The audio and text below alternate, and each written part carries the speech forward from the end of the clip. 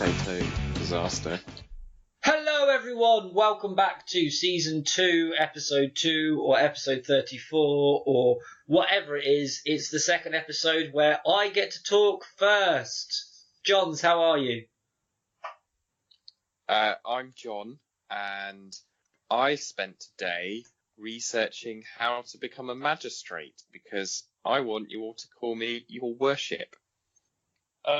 Hi, and I'm John, and right now I'm cooking rice. Do you know, considering I'm chef trained, I can cook a lot of things really well, and rice and poached eggs are the two things that I just can't do. Okay.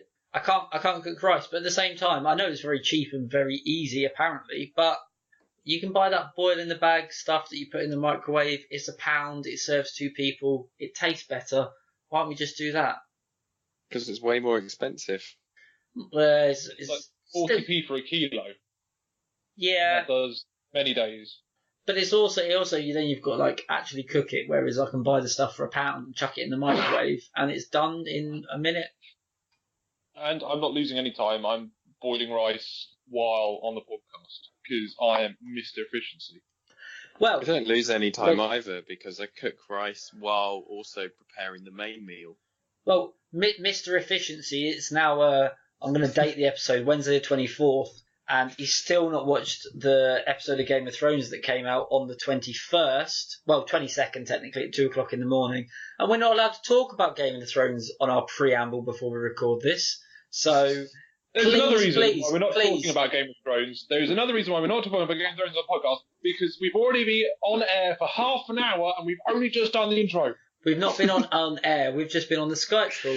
So please, listeners, you know from our previous episodes, John without an H, because H's mean that he hasn't got time to watch Game of Thrones. Please tweet at him when you hear this next week what happened during episode 2, because he may not still have watched it. Please don't tweet him episode 3, because that will have only just come out and I won't have watched it either. But episode 2, please tweet him spoilers, because I'm still giving him 4 days to watch it. Gives him a deadline. Exactly. Right, well, shall we dive right in? No.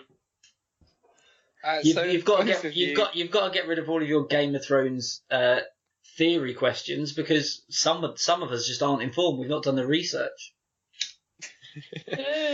Would you rather Daenerys or Sansa was on the Iron Throne? Sansa, right, you heard it here first. Sansa is going to be on the Iron Throne. You've both recently got new pets. So, Dog wins. I got a cat. In that theme, would you rather have a cantaloupe for a pet or an iguana? An iguana. An iguana, because it's an actual pet. You can actually walk iguanas when they get big enough. They do scare cats on the walks. They can show affection, they can show gratitude and appreciation. And no one has ever said, "Oh, you've got a massive whack-off lizard. That's a rubbish pet." Whereas I can only imagine the scathing words you get while opening your Dr. Pepper and talking about your cantaloupe. It wasn't a Dr. Pepper. It was a Co-op brand cider, because it tastes exactly the same as Strongbow and costs a lot less. And it's nearly the end of the month, folks, so times are hard. Why do you think I'm cooking rice that doesn't go in the microwave? Fair point. Well, I have years, and I mean years of experience of keeping a cantaloupe for a pet. And no, you don't. Yes. I will post you pictures of Mr. Cantaloupe that came to the festival with us and didn't leave. Unfortunately for cantaloupes, they do have a 5-day lifespan, and to give the listeners the backstory, because they're not partial to this. Partial is not the right word, and I keep using it, but they don't know the backstory. Every year we go to a music festival, and it started. I think John with an H was the first one to bring him. And he did it once, and since then I've carried on the tradition for nearly 10 years now, where we take a cantaloupe, we draw a face on him, and he is Mr. Cantaloupe, or he started off as Mr. Cantaloupe. After about 3 years, he gained his PhD, and he's now Dr. Cantaloupe, and we take him to Download Music Festival in June in the UK, and Everyone in the campsite treats him with more respect than I've ever been treated with in my entire fucking life. And we have to make sure he survives by any means necessary. And then on Sunday, as soon as it hits midnight, he's reached his best before date. Unfortunately, it's time to euthanize him. And we destroy him in the best way possible. So I think the first year we just threw him at the wall. The next year, John, actually was 2 years that we were there with you. We all grabbed something random that we could find in the campsites. There were frying pans, there were tent sticks, there was everything. We demolished him. And then, like the sticks you use to hold up a tent. Like a tent pole? The tent pole. And then since then, we have launched him in the air and someone has volleyed him into the wall, which was, an expansion on the first year. We have hollowed him out, filled him with lighter fluid and set him on fire. We've cooked him on a barbecue and then someone has belly flopped on him. I don't remember what we did last year, but every year it seems to happen. And that's not because I don't take care of him, because as you can imagine, looking after a very supple fruit for 5 days in the beating hot sun of a music festival with a lot of people who are there to purely have fun and destroy things, it's not that easy. But we manage to do it every year, but they do have a 5-day lifespan. I did actually one year, this is a bit of a segue, but I was in a Stitch from Lilo and Stitch onesie. Wasn't very popular. That year that I went, I saw one other person with it on, and we became friends. And I introduced her because I took him to the bathroom with me because he needed to go. He was a bit bunged up. And I went, "This is Dr. Cantalupe." Bit drunk, 1 o'clock in the afternoon. And she went, "Oh, nice to meet you, Dr. Cantalupe." And she pulled out of her bum bag Captain Jack Marrow, which was a marrow that she'd drawn a face on. Now, obviously, 2 people in the same onesie that wasn't very popular, and 2 people that have a fruit or veg with a face drawn on that becomes a thing, we became best friends for the next 8 hours. And so I take my cantaloupes on play dates. You've never had an iguana. How would you go about taking it on a play date, John?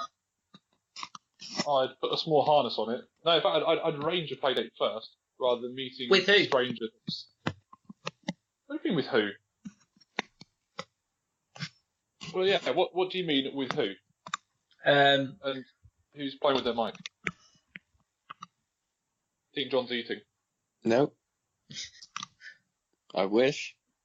Well. Anyway, who specifically do you want me to say I'm organising a play date with? Well, other people with iguanas. Other people with iguana. I don't know anybody else that has an iguana, and I don't know anyone else that has a Lilo and Stitch onesie. I do.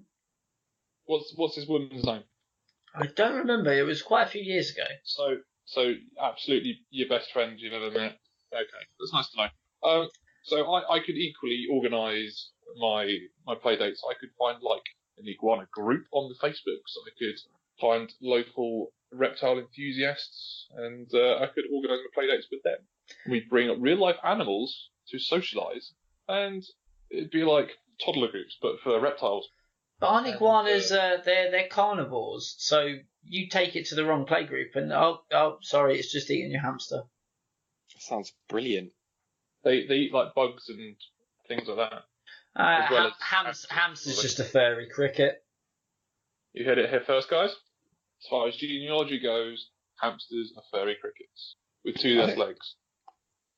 True fact. I think that would be brilliant. I don't think there's enough play groups that end with hamsters being. You're talking about pet or child fight club is what you're talking about, John.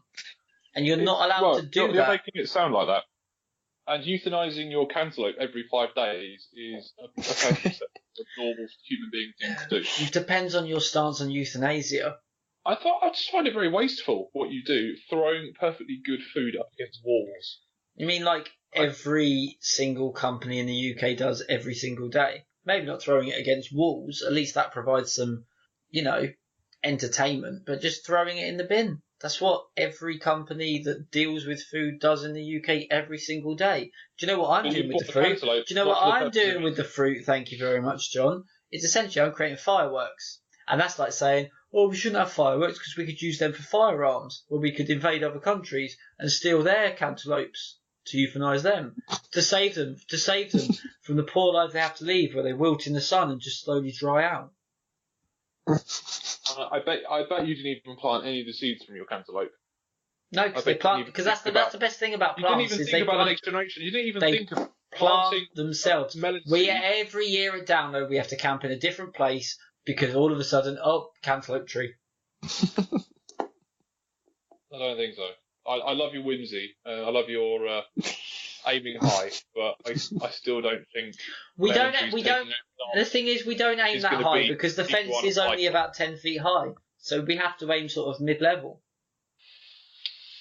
So when you're walking around with Mr. Cantaloupe, only eat your music because there's no walking around with the cantaloupe normally because people just assume you're mad. Doctor, sorry. Thank you. Are all of them doctors? Each individual, every single one that you don't really have much time for. Because what you don't know about melons is they're big believers in the Hindu faith and they believe in reincarnation. Just instead of going up in the world, they come back as another melon. Yeah, every melon is a reincarnation of the previous melon. Okay, that's fair. I think it would be an awful existence to live your life as a melon because you get dissected, you'd be cut in half on a daily basis, and then you'd be not a daily basis. You'd be cut in half once, and then that's your life kind of over. So it's like and then you're resurrected as another melon. You get cut in half again. It's a miserable existence. I can't believe you're reporting that. Yeah, but that's like saying dogs have a miserable existence because they die every 20 years, assuming they have a long life, whereas humans live for 80 with our average life expectancy. You're comparing our lives as humans to the lives of another species. When we go on about another species, we're talking about a vegetable. Are you saying that a melon is not another species to a human? No, I was saying in the grand scope of animal, vegetable, and mineral, you've got a vegetable. Yeah. Which doesn't have a consciousness. Exactly, so it doesn't have to deal with the suffering of man. Imagine how the average tomato would have reacted to Brexit or Trump being elected president. Didn't have to deal with it, did it? It just got on with living its best life. I'm trying to fight crazy with more crazy. It's just not working. Can I talk about... Well, I don't even want to go to an iguana toddler group. It doesn't sound that interesting. Talking to other people who have surrogated their children for iguanas. But I think iguanas would make pretty good pets. Because they don't have to eat every day, so you could be a little bit forgetful and still get away with it because their metabolism is so slow. They're fairly low maintenance in that respect. I'm not being pedantic. I'm genuinely asking: is it actually pronounced iguana? Iguana or iguana? Sure. Well, no, that's why I'm asking. Is it which way, John? You're the judge in this. I think I would have pronounced it iguana. Okay.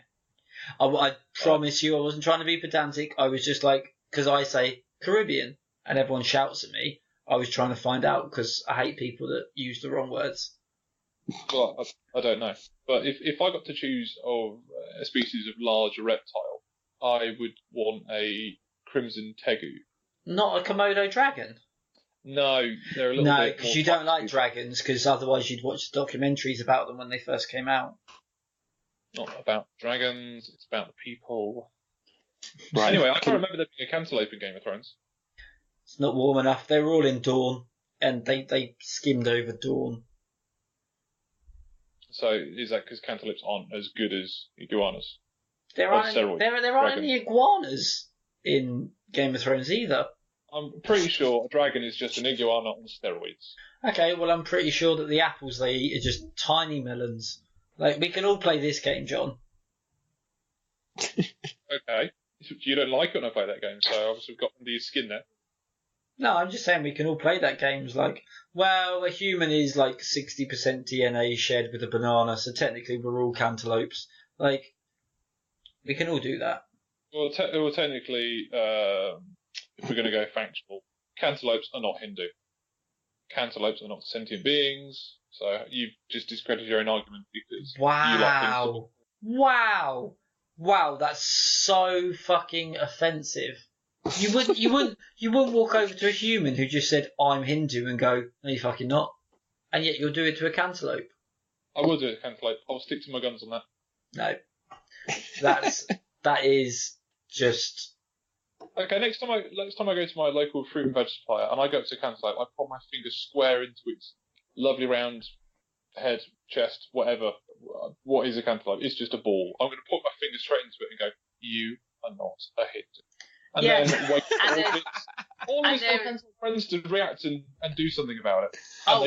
So what you're saying is so just to confirm, any sort of racism is okay as long as nobody argues against it. No, it's so okay. If no one defends racism, then that makes it okay. Not because they're maybe intimidated by your size and stature that they think probably better. Objects. Are they inanimate? I mean, they grow when they're attached to the plant. They move around to get towards the sun. They're on the fruit and veg stall. They are no longer growing. Yeah, and I have been part. Is what they're doing. I have been part of the anti-veg slavery trade for years, and no one has been listening to me. Because it doesn't exist. Cantaloupes are a fruit. But fruit and veg. Did you go on as a reptile? We did a. Yeah, and we're allowed to eat people. People? No. Wow. We're allowed to eat animals because animals can defend themselves. Okay, this has been going on for quite a while, listeners. I let it go on because it was amusing me, but we've decided to bring it to an end. And we've. Your worship. I could have argued for the next 50 weeks about this. I know.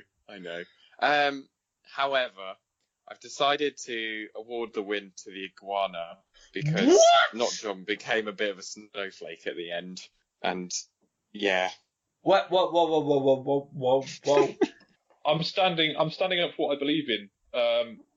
Fruit can't be part of a religious group. Everything that's wrong with this country, you whinge enough and then you get what you want. Yeah, I also had decided that iguana was going to win when you just put the image of an iguana eating a hamster into my head. I thought that was brilliant. Even though you're the one that gave cantaloupes a personality, you humanised them. Yeah, I did. And then he decided that it was no longer entertaining, and then you kept on for 8 more years. You've had a decade of pioneering rights for cantaloupe, and you couldn't even save the podcast. John, genuinely, I've lost so much respect for you.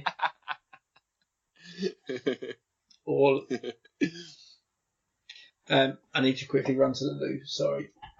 And then I'll jump straight into whatever it is I'm endorsing. Euthanasia, probably. Should we endorse something while he's away? Yes.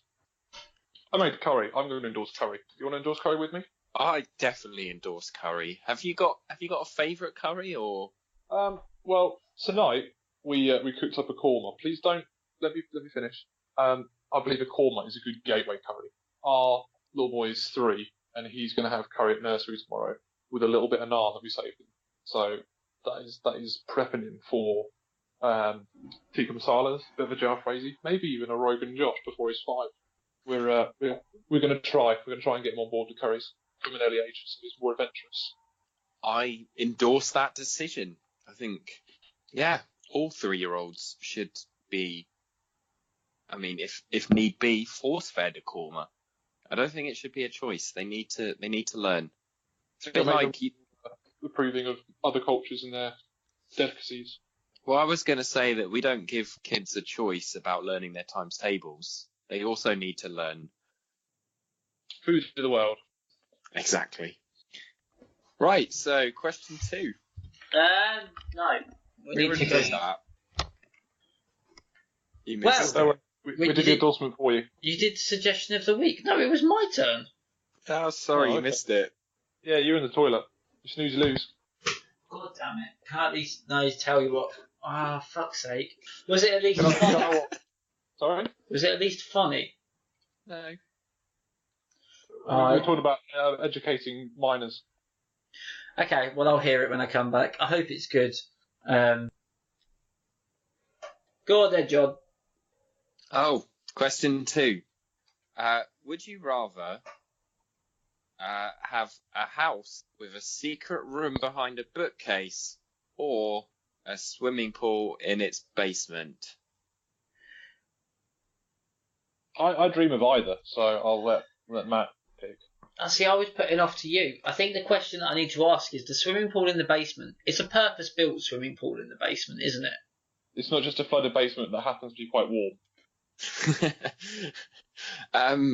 Well, I think yes, but if you have better ideas, then no, I think swimming pool in the basement means there's a swimming pool in the basement, because that's like asking the question, would you rather a swimming pool in your back garden? And I go, swimming pool in the back garden. You go, well, I say swimming pool, it's a pond.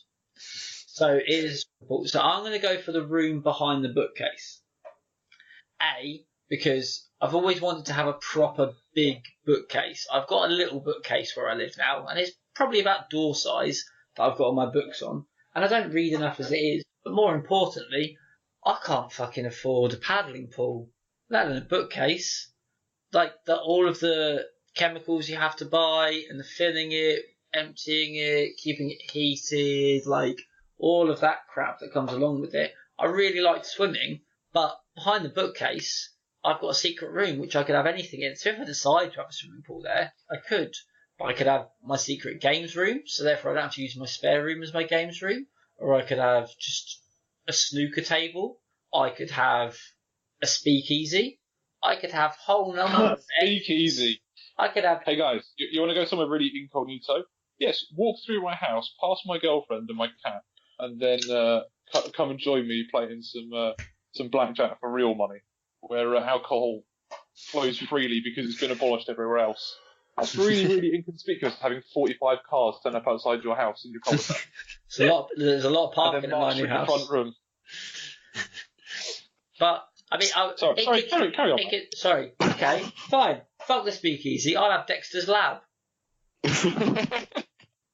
In Not John's laboratory lives the most average guy you've ever seen.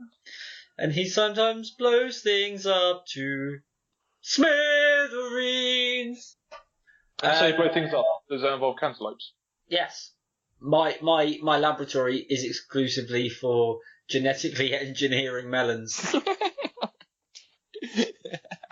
Well, as much as this swimming pool is good, I can't guarantee that I'm going to win this. I don't like arguing with you, John, and so I'm going to genetically engineer a hybrid iguana melon, which lives for 10 years, but is deliciously fruity when you do finally eat it. Okay, well, I'd like to have a swimming pool. I'm going to have water iguanas, cant iguanas, honey iguanas. Oh, honey iguanas sound delicious. Anyway, sorry. Imagine if you feed them like mustard seeds, they'd be like honey mustard iguanas. Oh, that sounds delicious. Savoury iguana. They sound delicious. Anyway, swimming pool. Yeah, you can subsidise the cost of your swimming pool by renting it out for kids' parties, people that want to swim privately. Oh, so I'm not allowed 45 people walking through my front room to get to a speakeasy, but you're allowed 50 people every hour with wristbands you put on to tell them when to get out, so they can come and fucking swim in your basement. Well, I'm assuming I'm going to have a massive house to go with it. You sound like a soggy Joseph Fritzl.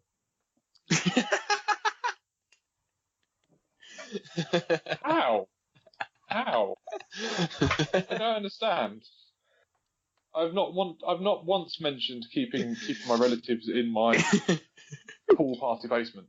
I mean, you said about letting them in. At no point did you mention about letting them out. So I'm not jumping to conclusions, I don't think. God, what's wrong with you? What's wrong with me? You're the one letting loads of children into your basement and then not letting them out again while they swim. I never said I was going to keep them there. Why are you doing this? So what are you going to do with all your prisoners, John?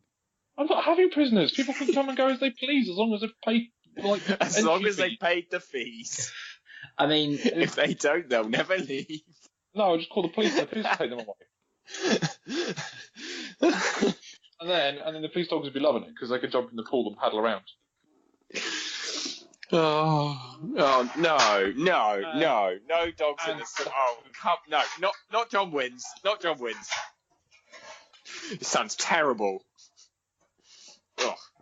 No, come on, give him a chance to argue it. He got thrown off by wild accusations. They were fact based, but they. No, they weren't. Some sort of Gordon Ramsay meets Steve Irwin. Oh, have you seen this iguana? I'm going to use it now. Yeah. What's wrong with you? What is wrong with you? Have you ever seen pictures of the modern banana against the genetically modified banana that we eat every day? No. That's just how food works. We genetically modify it. Is it like the carrots used to be purple? I'm just saying that, as history has taught us, that buying alcohol in secret is much more likely than going for a swim in secret in some random dude on the estate's basement. No, it's not secret. If I said to my neighbours, come along. If I said to my neighbours, do you want to come around for a drink? They go, okay. If I said to my neighbours, do your kids want to come around and swim in my basement pool? They'd probably turn you down. Especially if you were charging them as well. Not if it was half term. Parents would do anything to get rid of the kids at half term. I could employ someone to be a proper lifeguard, and then I'll be giving people jobs rather than trying to hide something. I'll be giving back to the community. I think the only way that we solve this is we do it. I'll open up a secret bar. So, this is perfect. So I've got a shed. You've got a blow-up paddling pool. You charge people to come around and swim in it. I'll charge people to come around and drink in my shed. And we'll see over the course of... We won't do it now because it's not quite nice enough weather. And you haven't got a basement, actually. Do you know anyone nearby that's got a basement? No. We live in the UK, not America. America, everyone's got a basement. I had a basement when I lived in Huddersfield. Oh, that is true, because we shut our friend Tom down there. And then turn off the light, because we're nice like that. Well, okay, fine. That's how we're going to do it. I still stick with not John winning, because I like the idea of genetically modified cantaloupes. They're iguanas. They're iguanas a flavour of cantaloupe. Iguana flavoured cantaloupe. Let's be honest, John. You're not awarding me the win because of that. You're awarding me the win because I really made you laugh with Soggy Joseph Fritzl. Yeah, that I was getting to that. Oh, okay. Soggy Fritzl. Also, I liked that you focused on the detail of the books. Books are good. But if during the competition the paddling pool gets more visitors, then we can revisit this argument. I didn't even get a chance to say that I could have inflatables in the pool and we could have water or obstacle courses. I didn't even get that far before you cut me off. No, you said dogs were coming in the pool and I instantly disliked the idea. It's police dogs and it's to get people who don't pay out. That was, because Matt was saying what happens if they don't pay. I said the police dogs in there. Yeah, but then I don't want to swim in it anymore. That's fine, because I drained the pool and then billed people that didn't pay for having police dogs in there, so you get fresh water. I'm getting major deja vu, but I've been on your side of this too many times, John. You've lost. You just need to accept it. I didn't get half my argument out because you were talking about Soggy Joseph Fritzl. It wasn't even part of the argument. Punched it out of thin air and accused me of doing a horrible thing. I'd be less worried about the fact that you've lost and more worried that that's going to become your new nickname. That's all right. 6 people listen to this podcast and none of them like me anyway. No, but I think we're up to about 37. You got to define your own arguments. Don't let them be defined by others. Shall we move on to question 3? Agreed. I make that 1-1. So we're fighting for all the beans now, John. I'm also fighting off being eaten by a puppy right now, so I'm trying to multitask. I'm not doing very well. I'm getting accused of being an Austrian sex offender. and the award's been given to the person that accused me out of nowhere. That's just how things work. That's the format. Welcome to 2019. So, question 3 is: would you rather always be able to win rock paper scissors, or be a better tennis player than Tim Henman in his prime? Be a better tennis player? No, always win rock paper scissors. Why? Because if you could always win rock paper scissors, you could bet people stupid amounts of money. And you could go to Vegas and make an absolute killing out of it. People will be like, no, I'll bet you $20 I could predict you, and you'd win every single time. It doesn't matter what you did, you'd always win. Always take the guarantees in mind. And you can make your own stage, you can take it to a height that's never been reached before. Whereas Tim Henman, 4th at Wimbledon? Good on him. Better tennis player than I, but guaranteed winning. As much as, it takes a little bit of fun and the excitement out of it. Just imagine what you could end up with. Oh, I'll tell you what, I'll play rock, paper, scissors. I'll give you my house if I lose, but you owe me £5. And people would take that. They'd always take it. Wouldn't they? I mean, true, but let's do a little hypothetical. We're on this podcast now, but let's pretend that we record next to each other. John with an H, let's play rock, paper, scissors, and I bet you a tenner that I'm going to win. And we play rock, paper, scissors, and I win. Yeah! John, now I challenge you to rock, paper, scissors. I bet you a tenner I'm going to win. You going to take me up on that bet? No! Yes.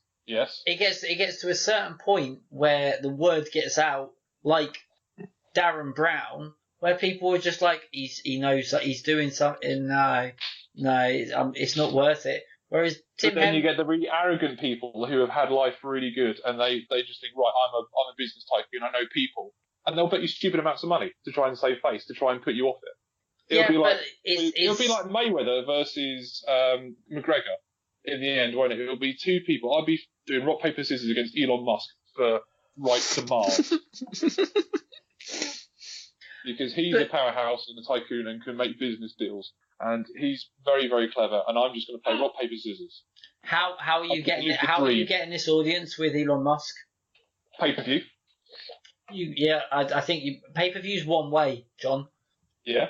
Yeah, you can't challenge someone. Like, I miss those days when I used to watch WrestleMania and go, oh, I wish I could fight Stone Cold right now. I definitely think I could win. And he'd just appear out of the TV and wrestle me.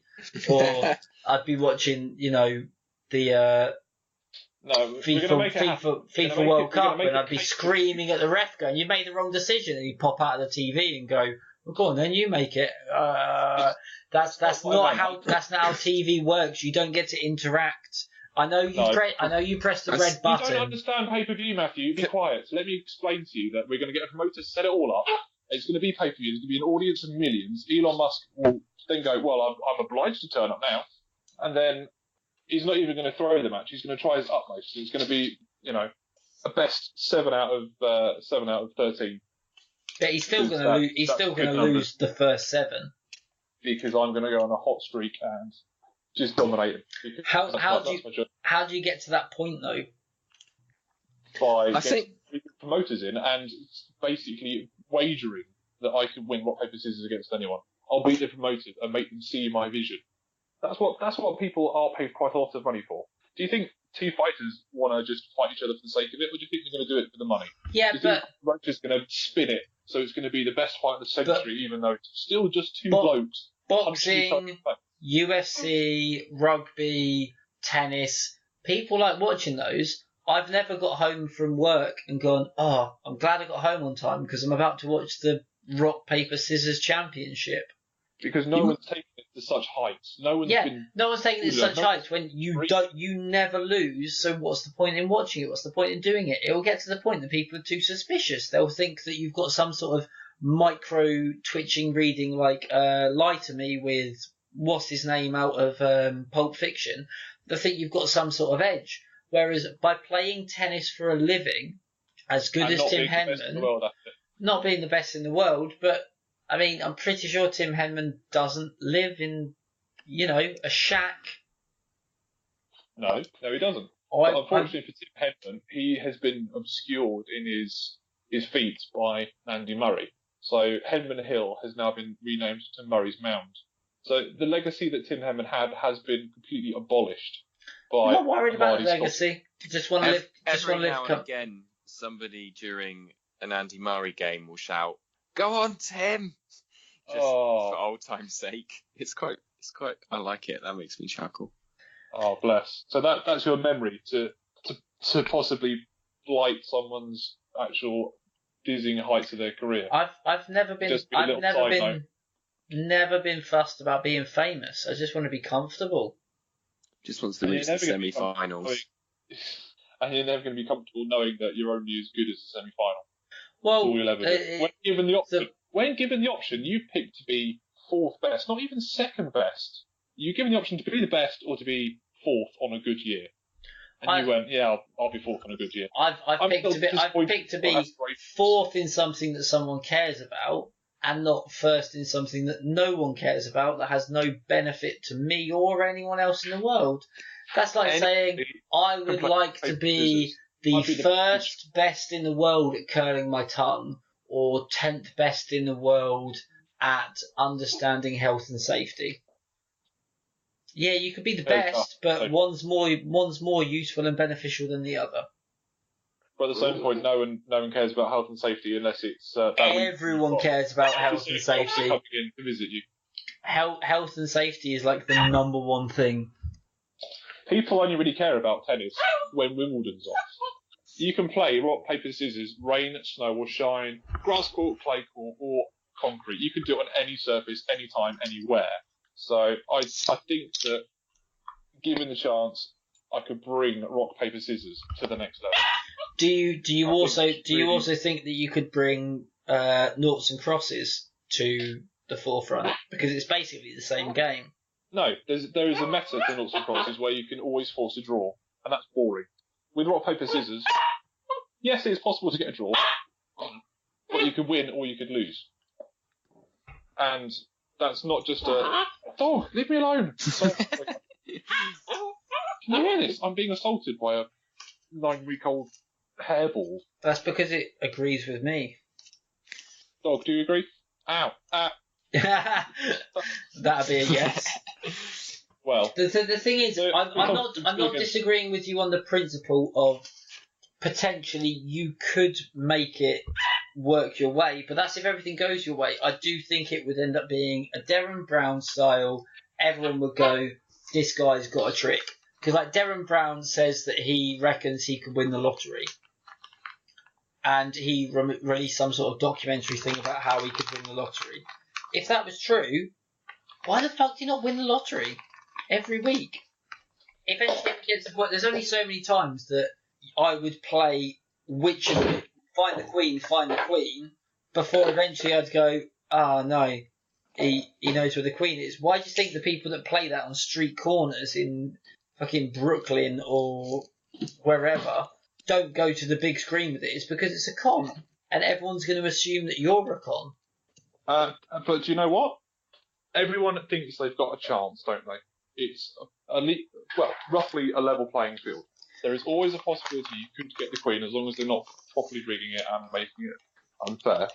But everyone is a world-class tennis player. But how many wins? How many wins would it take you? Say you're on the other side of the shoe. Say I'm the one that is good at rock paper scissors. How many times would you have to lose a fiver to me? Or let's say, how many people would I have to beat at rock paper scissors before you decided, you know what, I'm not going to play that? Even if, let's just say, it was just a fiver every time, and I lined up 100 people in front of me and I bet them all a fiver and I beat 100 people at it, you're 101. Would you still bet me? Yeah, I would. You really would? Because then you're an idiot. You're a fool. This is why you look for new people. You don't line people up. You don't do the stupid person thing and just go to the biggest crowd you can find. This is why the looky find the queen guys still exist everywhere and everywhere. But you need to do something big to get noticed, to start betting Elon Musk, which was your original argument. So either you're hang on. In regards to Elon Musk, a small museum in Reading about rural life in England managed to engage Elon Musk in a discussion for several hours on Twitter. So I reckon Elon Musk is approachable for a game of rock, paper, scissors. I think these billionaires, they do have a high opinion of themselves, and I reckon... They like a challenge, don't they? I reckon he probably would fancy himself at winning rock, paper, scissors. Because I think he's got a any chance. man can play rock, paper, scissors. Yeah, everyone's got a chance. That's the thing. And I'm about to lose this argument with my next comment, but here we go. John, that's you assuming that Elon Musk runs his Twitter. He does. I'm sure he does. Are you sure? Yes, because he got his girlfriend via Twitter because she released a song that was about what was it? Was it like a 1970s thing about like an automaton? It was about a robot. It was like super nerdy.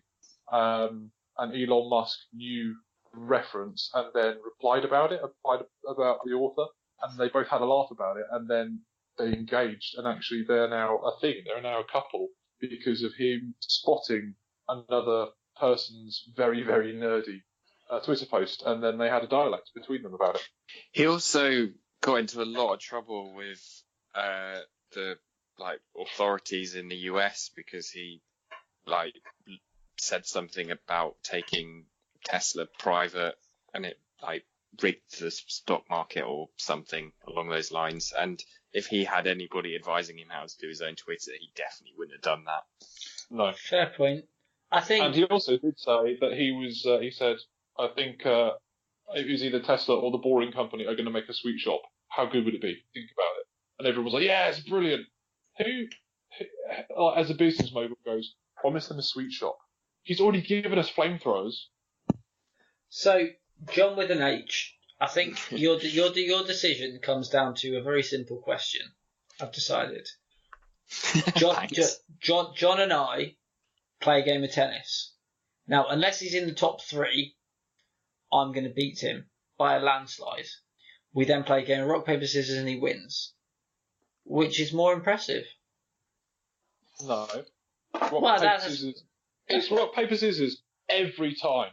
Every single time. Rain, wind, shine, every time. Or okay. Get fourth at Wimbledon. Okay. Yeah, fine. John challenges 100 people at rock, paper, scissors and wins every time, or 100 people into Wimbledon and I come fourth. So... It's the scope. It's how you want to use it. It's tricky. Would you rather come first or fourth? I'm going to get myself out of it. What are you going to do? Play tennis with them? No. How many places can you play tennis? Anywhere there's a tennis court. How many places can you play tennis? Anywhere there's a tennis court. Which is... at least one every town. And then you've got to go to the rec centre, you've got to make sure no one else is using it, that the court's not being resurfaced, the lines aren't being sorted out, the place has got to be open. I could come to a house right now and play rock, paper, scissors. I could play rock, paper, scissors with you right now over Skype if we put the videos on. I mean, if John wants to decide that, we could have a quick Facebook call. You and I'll play rock, paper, scissors once, and if you win, you win, and if you lose, then you lose. Well, that's not the question. That's not the question, though. I'd have to win because that is my gift. That is what John has bestowed upon me.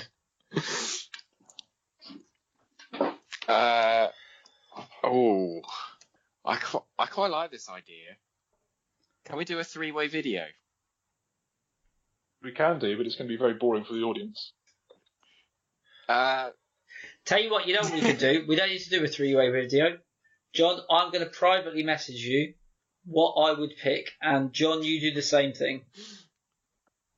I'll cut all the shit out. Where is John? So we're both sending. Right, can we do it in the emoji form? Well, I've just written it, but fine. Oh, okay. Right, can we? You can do it in emoji form. That's fine. Because it would make me feel better. Okay. No, not that one. Oh, not that one. This is the most exciting. The thing is, end to an episode we've ever had.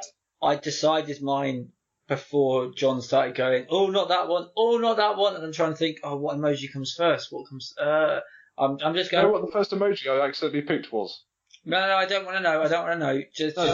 The first emoji I accidentally picked was a tram. Tram. Tram beats rock. Tram beats rock. Right. Well, I've said mine. That's what I've decided. Oh, John wins. Yeah. See, that's why. It turns out he could win every game of rock paper scissors he ever entered. Yeah. So if listeners would like to know what they picked, well, tough fucking luck. I picked paper. I picked scissors. And I knew you were going to pick scissors, and I was worried that I was going to overthink it because you went, not that one, not that one. And I can't think of an emoji. Well, I'm assuming there's a high five emoji that would be paper, but I knew that the first one was going to be a fist bump and the second one was going to be scissors. And I went, don't overthink it. And I should have overthought it, but fine. It was my suggestion. John went with it. I lose. Yeah, and wow, I think it just goes to show that anybody's willing to take up rock, paper, scissors. Also, you've got a potential longer career in rock, paper, scissors. You're very limited in your career in tennis, I'm afraid. Yeah. But that was an excellent way to decide the end of a show. Yeah, it'd be really fun to edit as well. Well done, everybody. Well done. Thank you. I've been John, and I have a 1 in 3 chance of stealing your heart. Hi. I've been John, and I'm taking this rocket to the moon like Tesla, Elon Musk. Well, no, it's going past Mars. Oh, past Mars. Yeah. Brilliant. It's going to do a drive-by. Well, thanks for listening this week. Hopefully you're enjoying season 2 or episodes 53 plus more than you enjoyed last year. My guess is probably about the same, but I'll tell you what I've not enjoyed. Being referred to as soggy Joseph Kritzel. Not enjoyed that in the slightest.